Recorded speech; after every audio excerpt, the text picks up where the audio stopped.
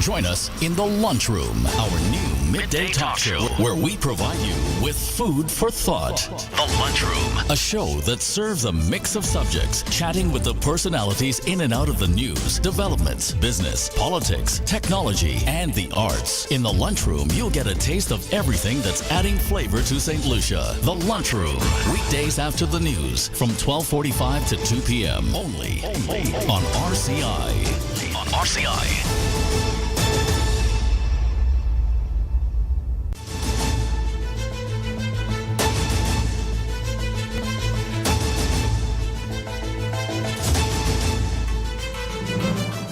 Good afternoon. Welcome to the Lunchroom on Radio Caribbean International. It is Wednesday, the 8th of November 2023, and this is program number 1090 of the Lunchroom. I'm your host, Alex George Jr.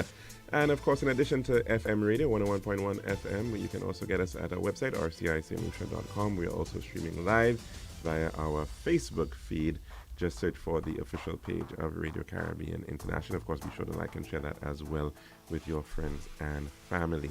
And at this time, we're just going to do very short bit of history for today. In the year 1895, German physicist Wilhelm Röntgen produced and detected electromagnetic radiation in a wavelength range known today as X-rays. And in this day, in the year 2005, Ellen Johnson Sirleaf was elected president of Liberia, the first woman to lead an African country. We now move on to our dish of the day, where we're going to be speaking with some representatives of the Ministry of Equity about the rollout of a program targeting vulnerable persons in St. Lucia.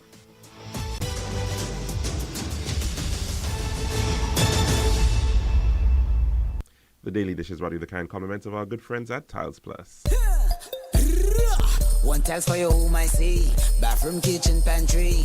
Need tiles for your balcony. Come down to Tiles Plus, satisfaction guarantee. Tiles Plus, Tiles Plus, Tiles Plus. Big tiles with unbeatable cost. Customer service, A+. Need all kind of tiles. Come down to Tiles Plus. We also got gasway and vanity. Books, doors, you'll see. Come down to mind nobody. We got the best tiles on island. Trust me. We are located Land Street in Castries, Possession Grosile, and Flag Street in Viewfort. Telephone number 453-7939. Serving now, the Daily Dish. And welcome back to our program for today. Apologies for the late start. Now, of course, the matter of vulnerable persons, as it's now being termed, and we're going to be speaking about vulnerable persons from the perspective not of the police, not from a criminal perspective, but from certainly a socio-economic perspective. And we, of course, have seen throughout the years a number of efforts made to lift up and raise individuals who are quite often considered indigent or considered poor. And, of course, a lot of these terms, we hope to be able to get some sense as to how they're defined, how they are measured in today's program, as we, of course, are speaking to the agency responsible for dealing with this matter. It is now termed the Ministry of Equity. We may have known it before as maybe the Ministry of Social Services, Social Development, or Social Transformation. And I'm so very pleased that we can have two representatives of that ministry. And first, in the person of the Permanent Secretary in that ministry, Mrs. Charmaine Emmanuel, as well as Ms. Tricia Leo. She is, in fact, the coordinator of the project that is aimed at dealing with this issue of addressing vulnerable persons. Ladies, thank you so very much for joining us here at the Lunchroom on Radio Caribbean International. Thank you for having us. Now, maybe I should start with the Permanent Secretary, because you, in fact, are the individual who is seeing a lot of these programs within this ministry, and you've got a lot of experience from dealing with it from many different perspectives. I know over the years, the issue of empowerment, an issue of equity, as it's termed. How is that challenge going? How are we doing as a country in trying to ensure that we have a fairer, more equitable society? Good afternoon, listeners, and good afternoon, Mr. George. Thanks for having us. Well, the Ministry of Equity, as you rightly mentioned, social justice and empowerment, as per its mandate, we seek to, or rather continue, to offer services and support to persons that we deem vulnerable and that will take children who are orphans or maybe children who need to be displaced, also persons who are unemployed and persons who will be in need of immediate services. So we are encouraging persons as much as possible to join in ensuring that we actually seek to achieve that mandate. Also, we actually have external agencies joining forces with us, either through grants or loans, also to have activities get towards that. But all in all, we want to ensure that persons are able to receive the necessary support. Of course, there should be equitable distribution. And in all of that, we certainly do not want to, how will I call it? We do not want to develop or foster situations of dependency, but we want to continue to educate persons and, of course, to empower them in all of the schemes of things. Yeah. And of course, that has been a long-standing battle.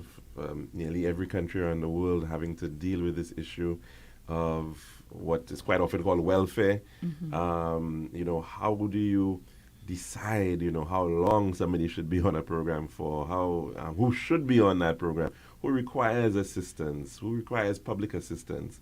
We've heard, I think, for instance, the expansion of public assistance, lately.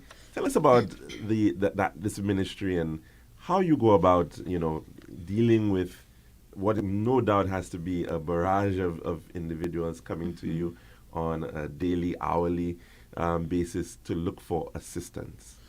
Okay. As per research and even observations globally, we usually find issues with actually trying to find out, okay, who is more worthy, who is more eligible, where is the fairness and all of that. So to take away that kind of subjectivity, we've joined the rest of the globe in using what we call our SLNet tool, which is the eligibility tool. And that tool will be used to actually measure or ascertain persons' needs. And there are scores as per the guidance of those who would have been instrumental in designing. The scores will indicate to us, okay, you are indigent, you're very poor, you're not poor, or you're not eligible at all. So we will be guided by those scores. Like anything else, persons who will seek assistance, everybody will feel, okay, I am in need. But that tool that we're using, we really do believe that it's an objective tool which will help us to ascertain whether or not persons should be on the program or whatever support that they're looking for. Of course, as time rolls out, we will be getting into more programs like to roll out our grievance redress and all of that. So in the event that you figure you should not get a 3, which is an indication that you are not eligible for the program, you could actually quote-unquote challenge or question as to why you should be on the program and that sort of a thing. But to answer your question, it's very difficult, especially in small island states. My colleagues in the chains would say to me as well, while they use the tool, there are still persons who figure, you know what, we need to be on it. Of course, for a number of other reasons that we won't be able to get into now. But I must say, with the increase in unemployment and all of that, persons, the numbers are increasing. Persons are in need of more support. And some who may not necessarily be recipients of our program, there are instances where they actually need support in other ways. So to answer the question, our ministry is really in a position where the demands come in frequently, and we have to do our utmost to do with the little that we have to offer that kind of support. Moreover, it's not a ministry where we could actually have a fiscal or tangible output. Okay, in a nutshell, one could see it as a ministry of taking. compared to, I always say that, compared to maybe the police or customs where they could, have activities to generate revenue. We're not like that. But what we need to look at it as, instead of seeing dollars and cents, we could see Ministry of Equity empowering someone, helping someone become empowered, become employed, and becoming that person that they really want to be. And it's only when we contribute towards the holistic development of someone that they could go out in the community now to actually be a part of, all of the production and contribution towards socioeconomic activities. And of course, it's a very important point that you're making, that you're sort of the Ministry of A Stitch in Time Saves Nine. You don't really see the investment that is being made in your ministry today. You may see it 20 years down the road. Yes. And some people also say right now, of course, given the issues of crime that we're seeing and how resilient this criminality is, that it really is potentially a lack of investment that we made many decades before. Yes, definitely. Speak to a bit about this idea of poverty, because we've heard a lot about it over the years. Poverty. We had a poverty reduction fund. We spoke of poverty alleviation. We've gone through these poverty surveys. I think the last one that I know about was 2016.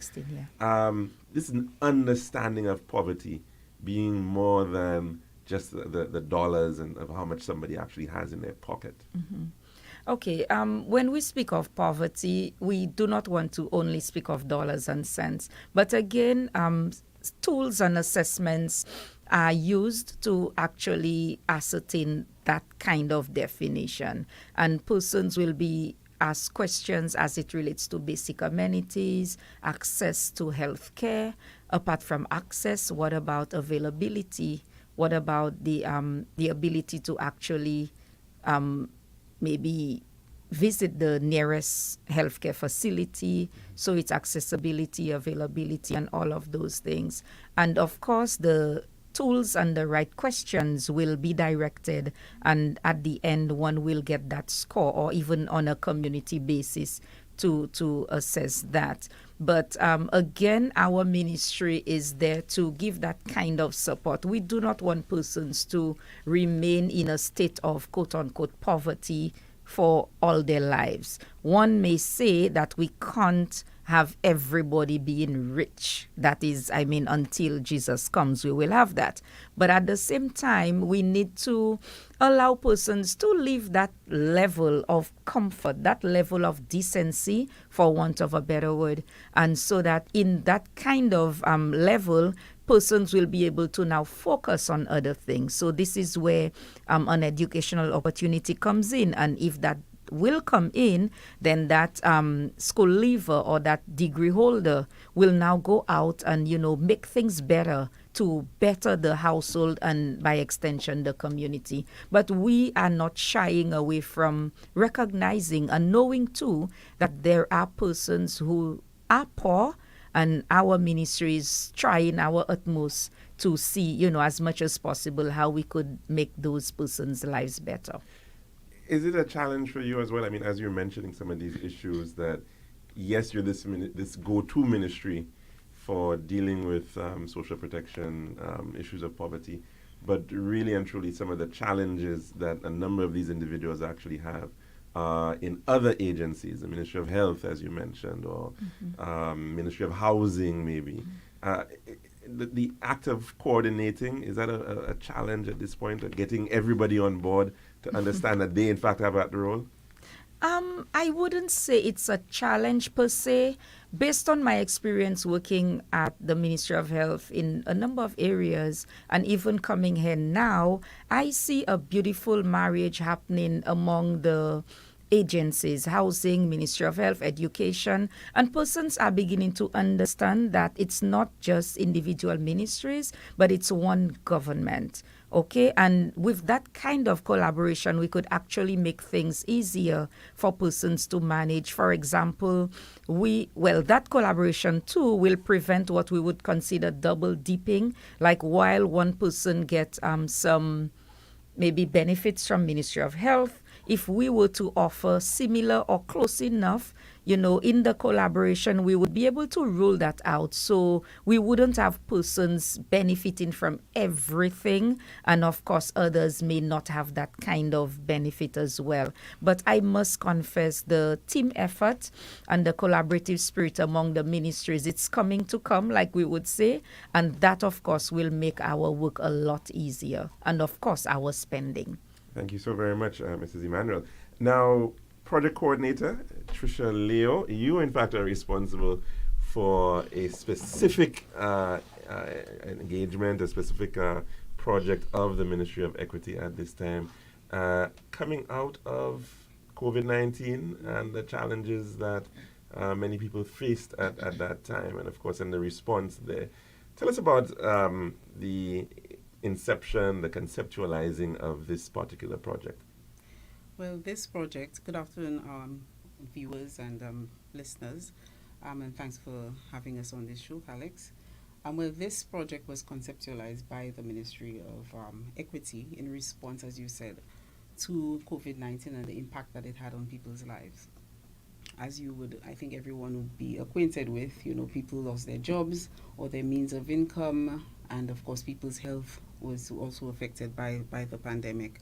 So this is a response and an attempt to just help people, come out of, the situations and that they were placed in, and to just help people get back on their feet, and to also respond to some of the challenges and some of the areas of inefficiency or deficiency that was recognized during COVID. So this project is intended to respond to that. But this afternoon we're speaking specifically about the income support. And the income support is, of course, something that was promised, by the then, leader of the opposition, who is now the Prime Minister. And he spoke about, giving that $1,500 to St. Lucians who were affected by the COVID-19. So this is the answer to that promise. And this is intended to target people who lost employment or may have lost their means of employment. It is also particularly people in the informal sector. So these are people who probably do not pay taxes, and they're not necessarily employed by anyone in particular. They're self-employed, they're hustlers, they're probably going to do jobs for people at their homes, but they're earning money on their own. And then we know that during COVID, a lot of those people were affected. It wasn't just the people at the hotels and, at regular jobs. Those people had to stay home, because of the restrictions. So this is intended to provide some support to them. Now, although we know there was the ISP back then, and there was also an economic recovery program also that was done by NIC. NIC also had a program, but there are some people who still fell through the cracks, who did not benefit from any of those programs that were rolled out then. So this is intended to reach those people, to fill that gap, to respond to that need that still exists. Because we know that some of those people have still probably not recovered. Some people have still not gone back to work. Some people's health remain, jeopardized. Some people are still not back to, their health as it was. So this is really intended to help people get back on their feet. And we know that it is not an answer to all your problems, so everybody's problems, and we don't expect that $1,500 is going to cover all of the needs. But I'm sure that it is going to help someone, and it will be a big help, to many of the people who will be receiving it, to help them just get back, on their feet. It might be able to, a vendor might be able to, restock her tray. Someone might be able to buy a small piece of equipment just to get back, to the entrepreneurship, endeavors. So this is really a great initiative, and we hope that people respond and that they take advantage of this opportunity, to benefit from this. So the targets really are people who lost their jobs or their means of income, as we said, and informal sector. So these are people who did not receive anything from NIC or from the government previously, and they do not make NIC contributions, so therefore they do not receive any benefits, from NIC. So these are the people that we're targeting. So you would already have some of that data in terms of who was already benefited? Yes. So from we have NIC, as well as, I think, as you mentioned, this other ERP, yes. Economic Relief 'Cause Program. I think there was, yes, I think, what is yeah. it, about $7 million or so dollars, which was Yeah, provided to some people who correct. was- Okay. Yeah, so there was a program previously, but we know that many people would not have, benefited from that. So this is intended to try to So at it's a least an top up attempt. beyond all of these other individuals to reach others yeah, who to reach still. others who may have not benefited from those back then. We're also looking, I think what is even bigger about this one and broader is that we're also looking at people whose health was impacted. Okay. There are some people who because of COVID were not able to go to work. So that category of people is included.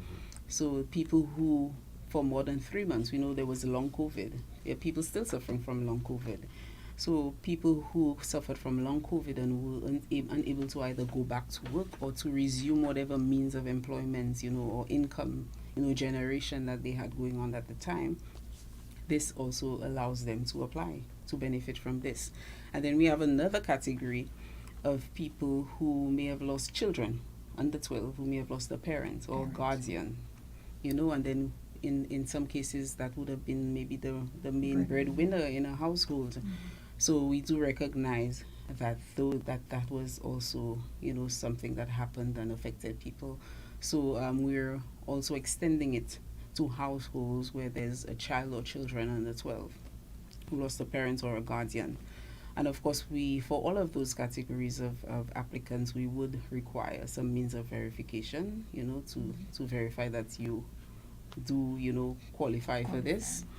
Now we're going to have to take a pause at this point because we actually do have a weather break, which we need to take, getting some information from the St. Lucia Met Services. But when we come back, I do want you to get into how you actually go about applying and what time frame people actually have at this point to be able to achieve that. And then, of course, we can speak about a lot more of the other details as to the benefits of that program.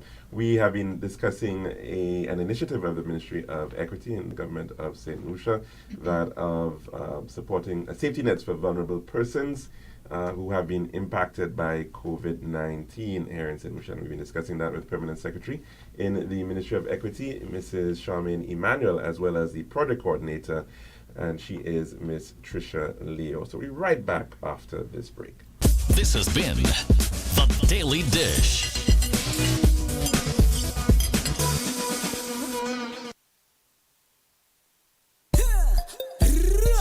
One tiles for your home, I see. Bathroom, kitchen, pantry. Need tiles for your balcony. Come down to Tiles Plus, satisfaction guarantee. Tiles Plus, Tiles Plus, Tiles Plus. Big tiles with unbeatable cost. Customer service, A+.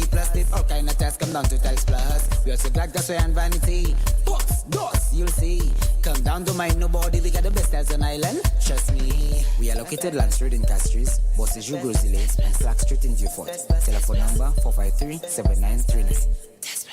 Make your home merry and bright with Island Style's massive Christmas sale. Our wide range of porcelain and ceramic tiles are on sale up to 50% off. And that's not all. Save up to 15% off. Bathrooms with bundle and save. The more you buy, the more you save. On gorgeous bathroom vanities, bathtubs, faucets, shower glass, toilets, and more. Plus, contractors and tilers are in for a treat with our special discounts on tiling tools and accessories. Sale on now at all locations. Castries, Rodney Bay, and Beaufort. Or call 450-452 or 453 Tile. It's time to deck the halls, deck the walls, or even deck the deck with huge Christmas savings only at Island Style. This is Radio Caribbean International. It's now time for the weather news.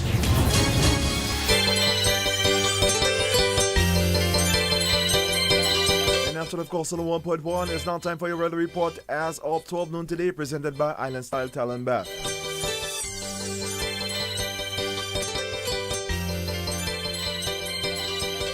The forecast for St. Lucia Valley for the next 24 hours. The winds will be blowing from between the east, southeast, and east near 60 miles per hour or 26 kilometers per hour. The weather fair sky is becoming cloudy at times with a few showers. The forecast for the Lesser Antilles, fair sky is becoming cloudy at times with a few scattered showers, mainly over the Windward Islands and areas further south. And the tropical weather outlook. The atmosphere over the Eastern Caribbean remains sufficiently moist and unstable to cause a few cloudy periods with showers, mainly over the southern portion of the region during the forecast period. Tropical cyclone formation is all expected over the tropical Atlantic during the next 7 days. And this was a weather report as of 12 noon today, presented by Island Style Talamba. This has been RCI's Weather News. For more information, call the Weather Hotline at 454-3452. RCI 101 number 1.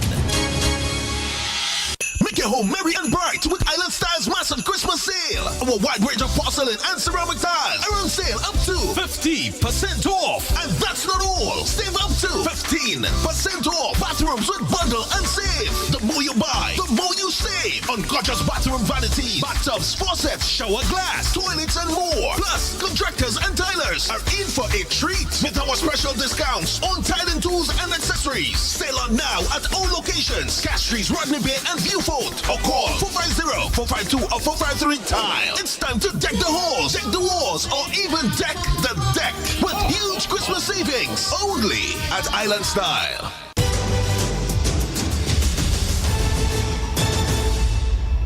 And welcome back to our program here at the Lunchroom on Radio Caribbean International. We've got about 26 minutes before the hour of 2 o'clock, and we are discussing the safety nets for vulnerable persons impacted by COVID-19 project.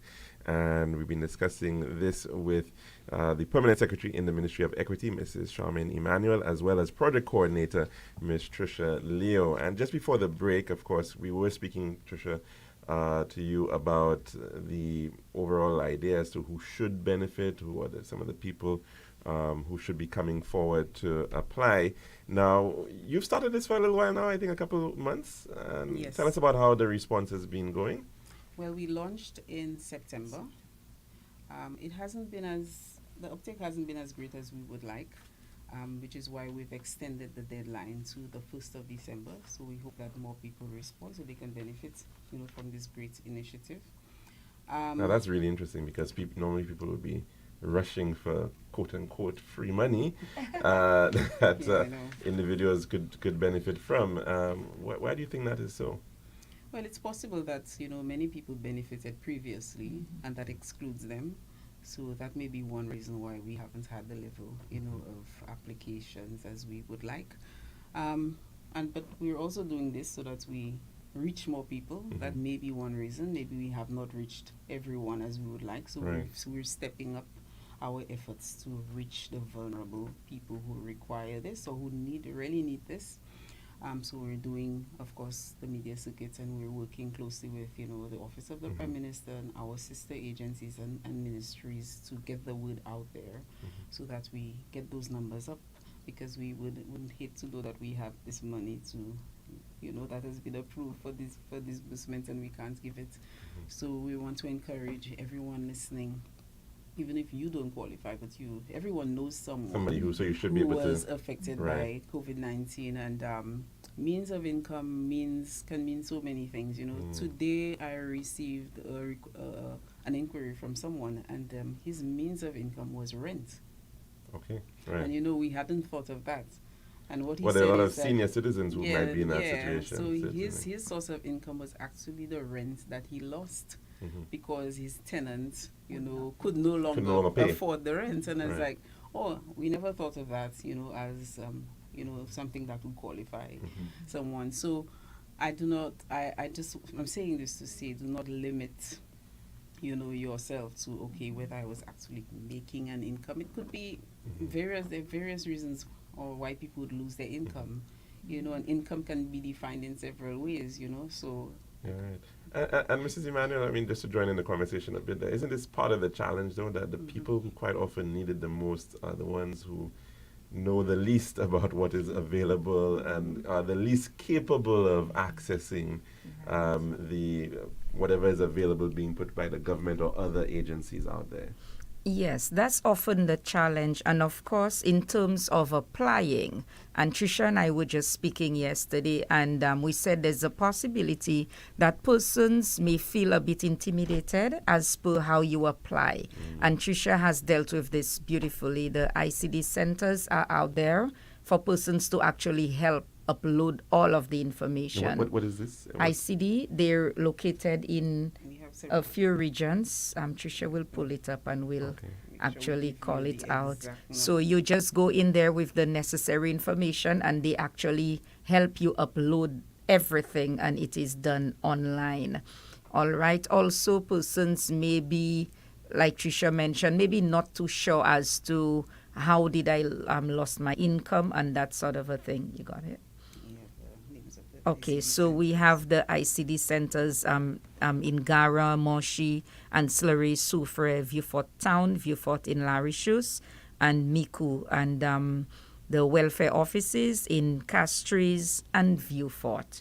Okay, so our workers there and workers at the centers are aware, okay, that persons will be coming and we are willing to support. As it relates to the actual loss of income, some persons may be thinking, okay, maybe I was not actively employed, like they had a boss, so therefore they will not apply. So we're saying to these persons, seamstresses, those who used to do their cakes and their buns and all of those things, you can apply as well. The only thing we have to do is to find verification, meaning someone just have to agree or confirm that yes, Calix George was the tailor of the community, and because of COVID, he stopped mending pants and making suits for a few months, and so I am the I'm not sure for parliamentary rep, but I'm the priest, the pastor, the community leader, and I am giving that endorsement via letter that Calix George was actually doing that. So these people also are eligible for the program. Now, just clarify that a little bit, Mrs. Emmanuel or Ms. Leo. Is it that the person had to have lost the income totally, or is it that they could have just had a reduction in income? I mean, could somebody have maybe as a result of COVID-19, they may still have been operating, but they simply just didn't have the kind of business that they would normally have had before? Did we ever think of reduction? No, we didn't. Because, I mean, a lot of people as well, they may have still been kept on let's say, on staff or whatnot, but then reduce they hours, maybe reduce were days. halved, or, Okay. they were only getting a third of what their wages that they would have normally gotten. Well, this program deals with the income loss. And we just want to encourage So those when there's that some income loss. that is the category that we really want to encourage to participate in the program. Okay, so not necessarily job loss, but income loss. Income loss, Income. yes. We want to, definitely emphasize that it's not necessarily job, because many people do not actually have a job, or they did not actually have a job, but they had a means of income. Okay. Now, how then does somebody go about applying? Because you did mention that there's some ICT centers around where you can actually go to. I assume there's also a website that's available as well that you can go on. You may want to share that information as well. Okay. And okay, go ahead, sorry. So applicants can go to the Government of St. Lucia website. So it is very prominent on the website. Once you open it, it's there on the front So it's page. the General It's Government on of the St. Lucia, page. It's at the top of the GOVT.lc. page, yes. You Google Government of St. Lucia. It's right there. And you're going to find it on that Right. website. There's going to be that link Yes. to a form where you can Yes. fill out Yes. that information. Okay. So there's a form, that you click on the form, the link, and it opens up the form, and then you're required. It's quite simple. Very We user-friendly. really did a lot of, we really tried this out a whole lot with the various groups. To make sure that the form is ensure simple. that it was simple, it was not onerous. And It if was you not can't type or intimidating. whatnot, you need to get your Right. grand or your somebody who Somebody can do it. who could actually help you to sort that out. And it has to be done entirely online. And I think that's necessary for me to say right now, because we did have one or two people attempting to physically Bring in a bring form. it in. And of course, we have only one means of accepting applications, and that is via the website, via the link. So we're encouraging everyone, please do not do not download and print, and this will not be accepted. If you are having challenges, as we said, we direct you to the ICD centers in the various communities that PS listed, and also the welfare offices. We are encouraging people, if to reach out to someone for assistance with this, but it would not be accepted if it's not done online, of course. Now, deadlines. Let's speak about that a little bit. Deadlines. Okay, so initially we had a deadline of the 6th of November, which was yesterday, but we've extended it to the 1st of December to accommodate, people who have missed the deadline or weren't aware, haven't had the time, weren't aware where they could do it, required more information. So we're hoping that would definitely encourage people to apply and to allow us to meet our targets. Now, so somebody who may have heard about this very early on in September, they went on, they did everything that they had to do. Do they now have to wait even longer until this new deadline before they can start benefiting? Well, the plan is to not wait until, we have everything in, or all our applications in, before we start the processing, Okay. in the interest of the applicants who are waiting, as you said, people who applied very early, and of course also for the members of staff at the ministry and our supporters who are working with us to get this done. We would not want to draw it out, or wait until we have all of this, the bulk of the applications. So what we've agreed to do is do it in stages. So right now we have the first, batch that we're assessing. We're also working with NIC, who offers some means of verification also, because, they've done, their own program, so they would have a database of everyone who benefited previously. We're also working with GITS, which is an arm of the Ministry of Government Information, Government Technology Information Services. So they're very instrumental also in, they helped us with developing the form, getting the link done, working with the government of St. Lucia, websites and everything, getting everything sorted out, doing the first level of verification, so that we can make this as seamless as possible and we do not miss anyone. Of course, almost nothing is foolproof, but we're doing our best so that we capture, everyone, and everyone is given a fair opportunity to benefit from this.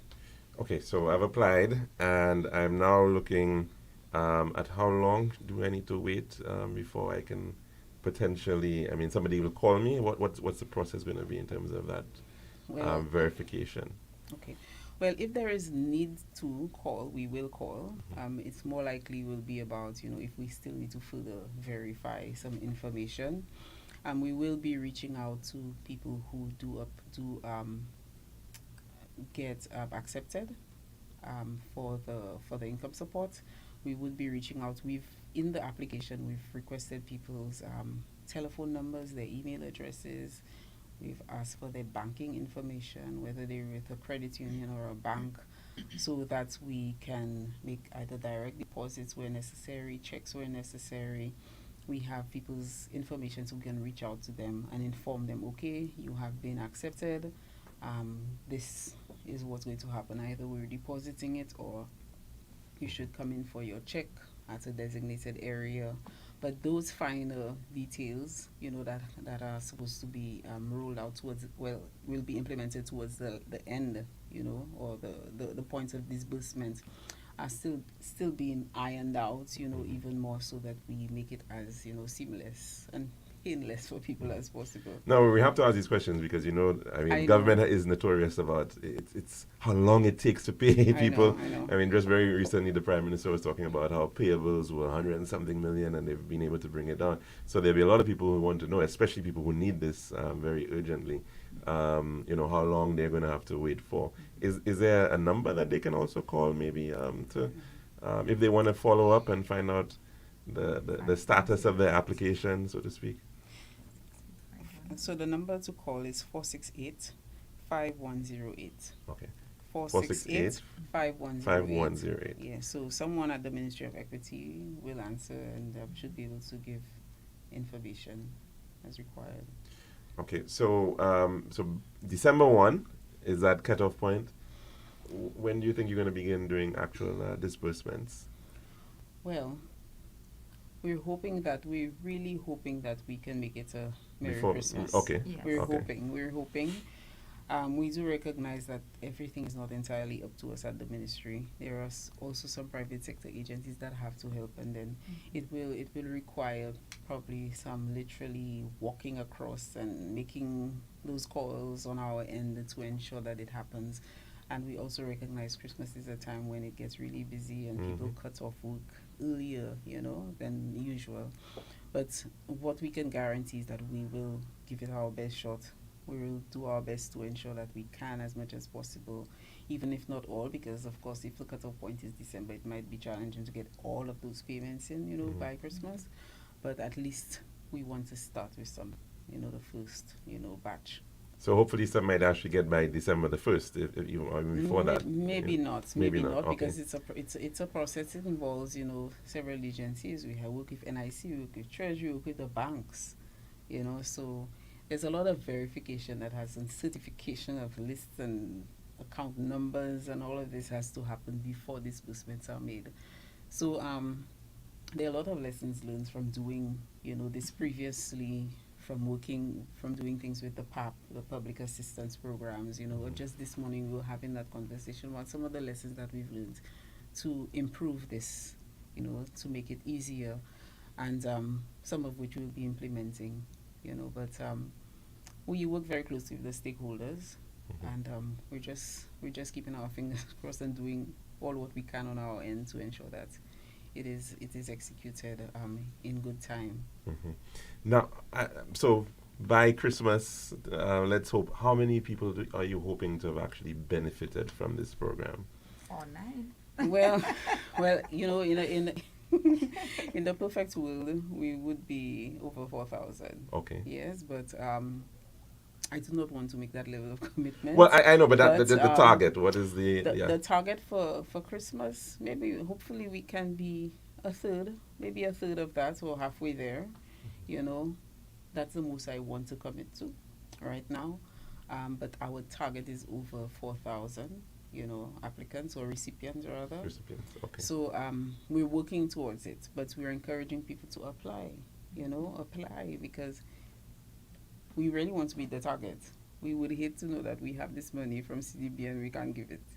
So based on what Okay. you're saying, less than 4,000 people have applied thus far. Yes. And I mean, we'd expect that, well, not everybody might be actually eligible. Yeah. So certainly you do want to get more people to come out. Definitely. Now, you of course mentioned that people who lost incomes, and what about, people who may never have had a job? Are they eligible at all? I mean, are persons who are senior citizens, I don't know, are they eligible? I mean, just trying to wonder, because you've got a lot of these vulnerable individuals who are genuinely vulnerable even before Correct. COVID-19 even came. They were even more vulnerable than the people who lost the jobs to begin with, Understood. or lost income to begin with.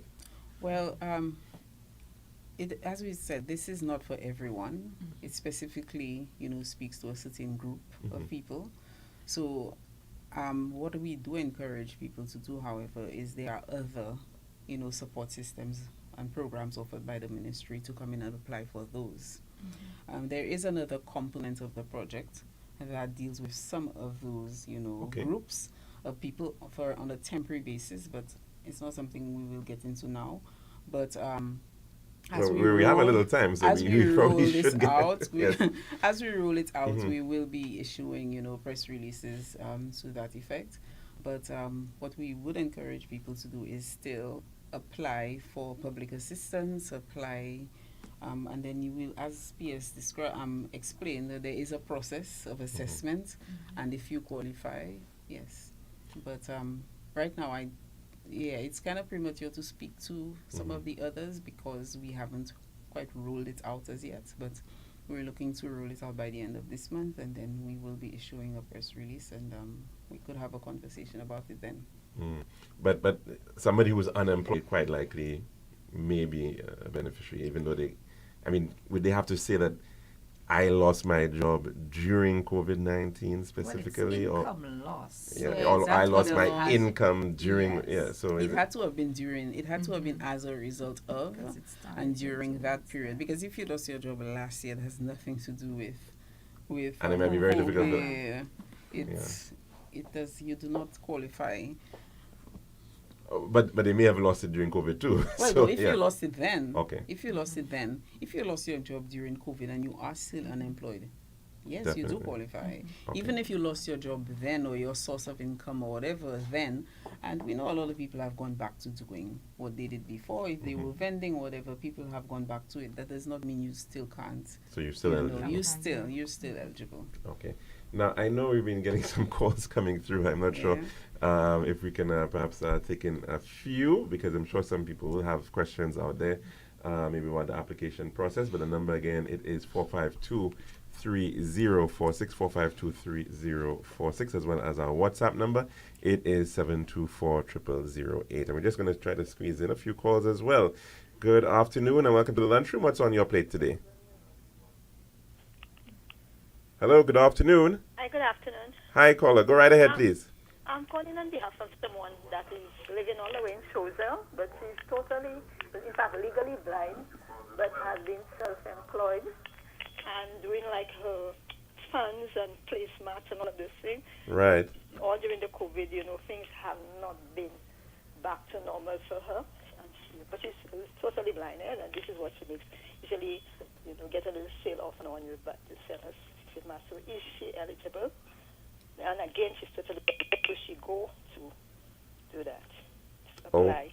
Thank you so very, very much for that question, caller. Very important one indeed. Persons with disabilities and an individual like that, for instance, as she's mentioned, would she be eligible? And then how does she go about that process for herself?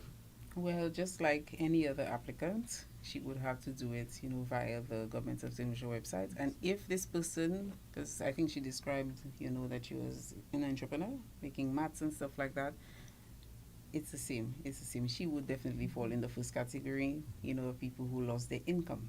Mm-hmm. So whether her disability does not in any way exclude her, or put her in any special or different category, she lost her income, so she qualifies, and she can, as long as she did not, as long as she did not benefit previously, and she can provide the means of verification. She can find someone maybe within the craft association, someone in her community, who can verify and say this person is an entrepreneur, and during COVID-19 she lost her employment, her source of income.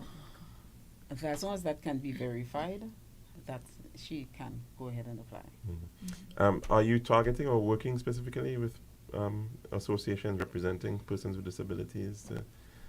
Because, of course, that would be a group that would certainly have had significant impact with COVID.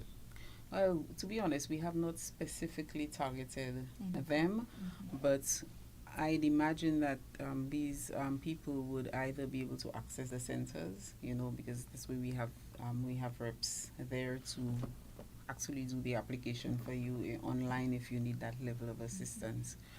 So I would, direct them to the ICD centers if they can make it to the centers, to get the assistance there, or at the welfare offices in Vieux-Fort and in Castries. Well, let's hope that maybe some of the associations are listening and they can actively begin supporting some of these their members to actually ensure that they actually apply for that service.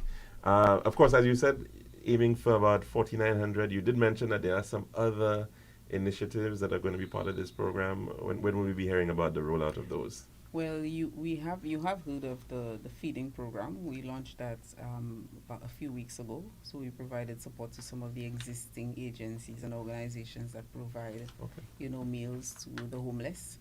So we launched that a couple of weeks ago, and we did issue a press release and a VNR, on that.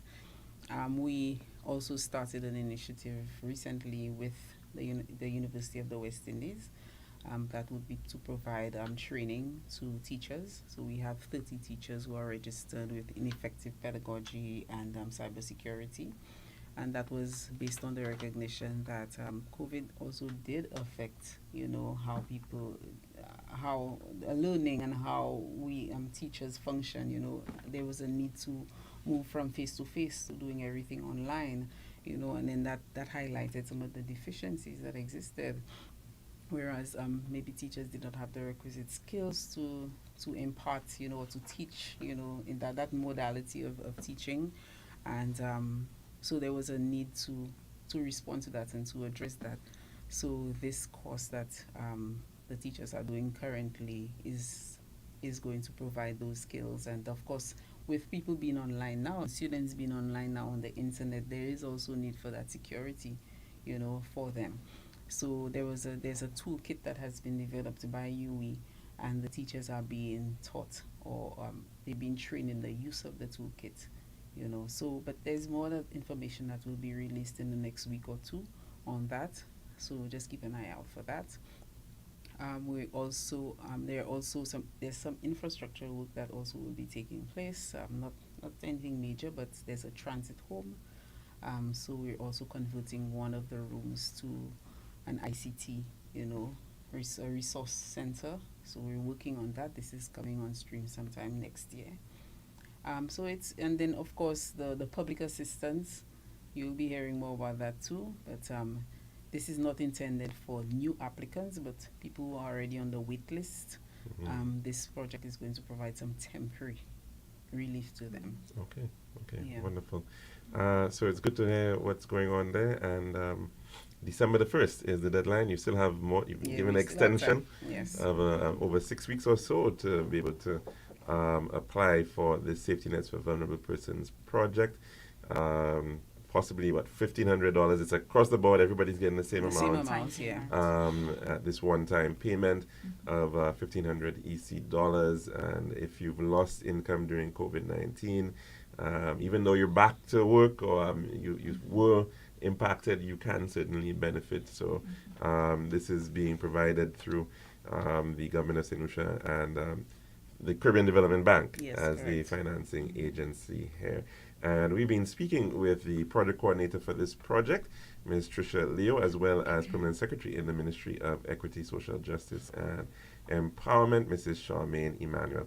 Ladies, any parting words on this matter of this project? Well, I just want to encourage everyone to, either apply, share the information, with, your family members or anyone, within your community who would qualify. Anyone who has lost income either because of COVID or because they were ill, let's not forget that. Those who became ill with long COVID and had to be out of work for 3 months or more.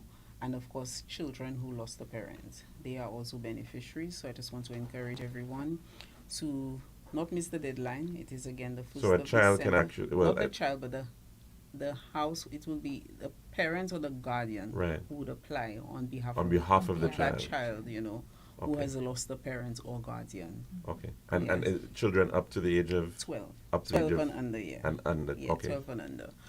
So yes, we just want to encourage everyone to apply and make sure you meet all the requirements of the application, all the documentation that's required. Please put in the correct banking information, your correct account number for your bank account or your credit union account, because all these things delay the process when we have to do the verification, and unless the list is verified and certified, it cannot be processed. So please help us to make it easier, to accelerate the process by ensuring that you're putting in the correct information and upload a copy of your ID. Just do what is required so that we do not have the hassle of having to call people, because all of these things slow down the process. And as we said, we want everyone to have a Merry Christmas. As much as possible, we want to fulfill that promise.